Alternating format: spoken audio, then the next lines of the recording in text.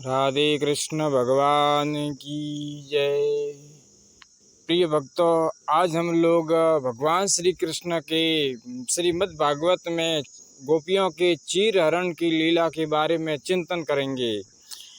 प्रिय भक्तों, भगवान श्री कृष्ण द्वारा चीर हरण लीला में यहाँ पर चीर हरण का अभिप्राय है माया रूपी दीवार या पर्दा का हरण। हम सभी जीव आत्माओं के सामने माया का पर्दा या दीवार ढका हुआ है, जिस कारण से हम ईश्वर को इन माया के दोनों चरम नेत्रों से नहीं देख पाते हैं। राधे कृष्ण। जैसा कि हम सभी जीव आत्मा भली प्रकार से यह जानते हैं कि किसी भी दृश्य को देखने और समझने में धरती और आसमान का अंतर होता है, ठीक इसी प्रकार से श्री भगवान श्री कृष्ण की प्रत्येक लीलाएं हैं जो दिखती कुछ और हैं, लेकिन उसके पीछे उद्देश्य होता कुछ और है। राधे राधे। इसलिए ही हमारे संत महापुरुषों ने हमें सावधान किया है, हमें बताया है कि श्री राम जी के चरित्र का अनुसरण करो और श्री कृष्ण के लीलाओं को पावन बुद्धि से समझो। हरे कृष्णा हरे रामा। भगवान श्री कृष्ण द्वारा जब चीर हरण की लीला की गई थी, उस समय उनकी आयु मात्र 6.5 वर्ष की थी।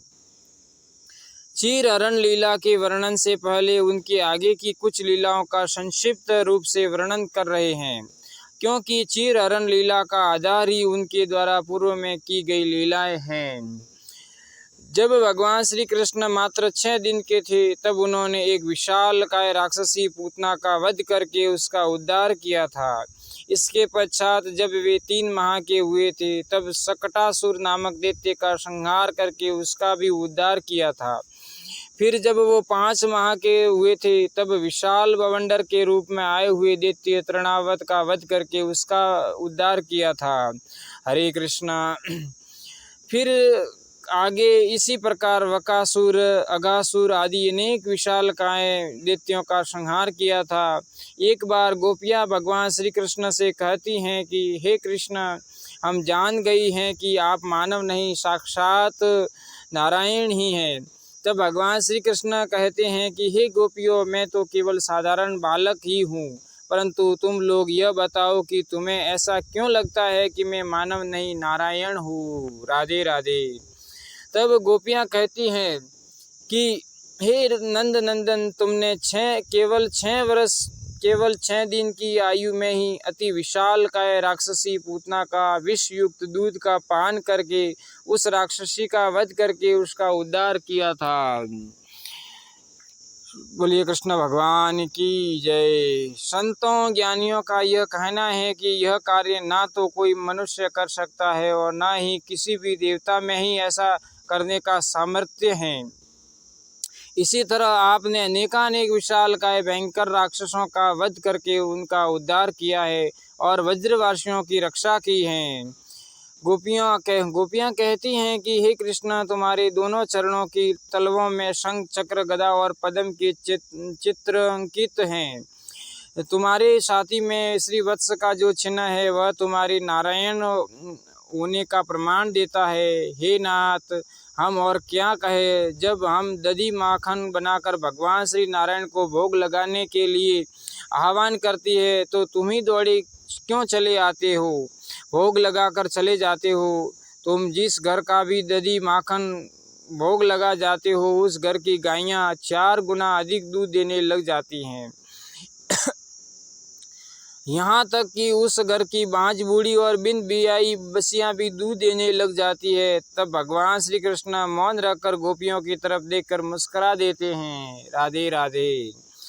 तभी से वज्र की गोपियाँ श्री कृष्ण को पति भाव से प्रेम करने लगती हैं और भगवान श्री कृष्ण को पति रूप में प्राप्त करने के लिए माता कात्यायनी देवी का विधिवत 1 मास तक व्रत पूजन करने लगती हैं। तब गोपियाँ प्रतिदिन सूर्योदय से पूर्व उठकर यमुना जी में स्नान करने को जाती और यमुना तट की बालुकामयी कात्यायनी माता की पिंडी बनाकर विधिवत पूजन अर्चन किया करती थी। राधे कृष्ण भगवान की जय। गोपियाँ जिस वस्त्र को पहनकर स्नान करने जाती हैं, स्नान के पश्चात पुनः उन्हीं वस्त्रों को पहन लेती हैं, अर्थात वे नग्न होकर यमुना जी में स्नान करती है और अज्ञानवश जल के अधिष्ठान देवता वरुण देव का अपराध करती हैं। भगवान श्री कृष्ण ने गोपियों के समस्त अशुभ संस्कारों और अज्ञानताओं का हरण करने के लिए ही चीर हरण लीला की थी। भगवान श्री कृष्ण गोपियों के सारे वस्त्रों को अपने कांधे पर रखकर ऊंचे कदम की छाती पर चढ़कर बैठ जाते हैं और जोर जोर से ठहाके लगाते हैं। स्नान करती हुई गोपियां पहले तो यह देखकर सहम जाती हैं, फिर कहने लगती हैं कि हे कृष्ण, हमारे वस्त्र हमें वापस कर दो, हम सभी ठंड के मारे जल में ठिठुर रही हैं। तब भगवान श्री कृष्ण ने कहा, हे गोपियों, बाहर जाओ और अपने अपने वस्त्र ले जाओ। तब गोपियां कहती हैं कि हे नाथ, हम तो तुम्हारी दासियां हैं, एकमात्र तुम ही से प्रेम करती हैं, हमें ना सताओ, हमें हमारे वस्त्र दे दो। हम निवस्त्र तुम्हारे सामने कैसे आ सकती हैं, हमें लज्जा आती है। भगवान श्री कृष्ण कहते हैं कि जब तुम निवस्त्र होकर जल में घुसी थी तब तुम्हें लज्जा नहीं आई थी। गोपियों ने श्री कृष्ण से कहा, तब तुम यहाँ पर नहीं थे। भगवान श्री कृष्ण कहते हैं कि हे गोपियों, तब भी मैं यहाँ मौजूद था।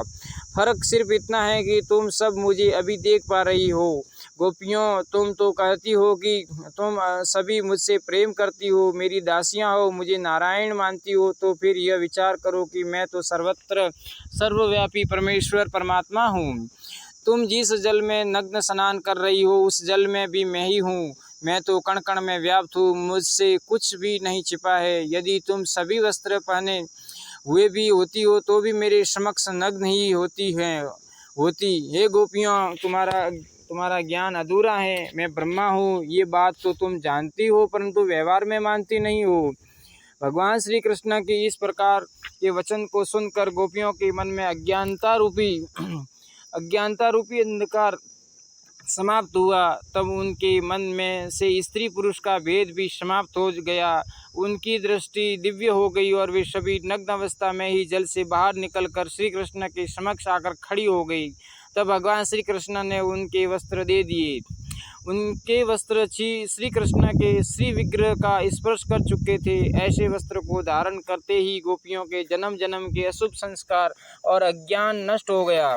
भगवान श्री कृष्ण ने कहा कि हे गोपियों, तुमने यमुना जल में नग्न स्नान करके वरुण देव का अपराध किया है, इसलिए वरुण देव को प्रणाम करके क्षमा मांगो। गोपियों ने समस्त भूतों का एकमात्र स्वामी श्री कृष्ण जानकर केवल श्री कृष्ण को ही प्रणाम किया। भगवान श्री कृष्ण गोपियों पर प्रसन्न हुए और कहा, हे गोपियों, मैं समय आने पर तुम सभी आत्माओं को अपने परमात्मा स्वरूप के दर्शन कराकर तुम्हारे साथ महाराज द्वारा अलौकिक दिव्य मिलन करूँगा। अब तुम पहले वाली गोपियाँ नहीं रही, अब तुम वज्र की दिव्य विभूतियाँ बन चुकी हो। जाओ, तुम्हारा कल्याण हो। राधे कृष्ण भगवान की जय हो। बोलो गोपियों की जय हो। अगर भक्तों आपको यह वीडियो पसंद आया हो तो इस चैनल को सब्सक्राइब करना और इस वीडियो को लाइक करना।